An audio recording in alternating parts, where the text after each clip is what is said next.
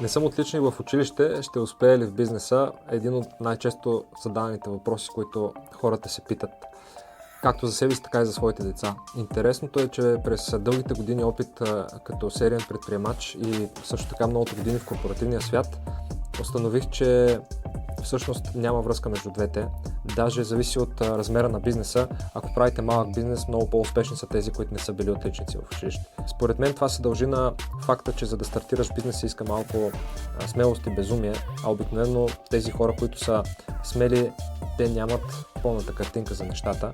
Много често не се замислят за много голяма част от рисковете, които предстоят при започване на бизнеса, докато хората, които са много учени и следват някаква методология, те започват да оценяват всеки риск, опитват се да предвидят всички възможни сценарии, в които бизнесът може да се провали и нямат силната вяра, не толкова подплатена с аргументи и факти, за да започнат.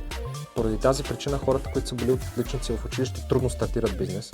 Те се страхуват, постоянно мислят за това как нещата няма да се случат и в случая това им изиграва лоша шега. От друга страна обаче, тези, които не са били толкова добри в училище, го карат на смелост. Обикновено и спортистите също. Те са по-дисциплинирани, по-смели и започват, много от тях се провалят, но в края на краищата, понеже предимно такъв тип хора са започващите, предимно такъв тип са и бизнесмените, които са успели накрая от всички, които са се провалили. Има обаче един интересен факт, че от един размер на бизнеса нагоре вече ти трябват много добре обучени хора на систематизация на бизнес процеси, хора, които могат да правят тежките калкулации, да бюджетират, да прогнозират, да правят сериозен репортинг всеки месец и тогава вече трябва да дойдат добрите ученици в училище, които да свършат работата.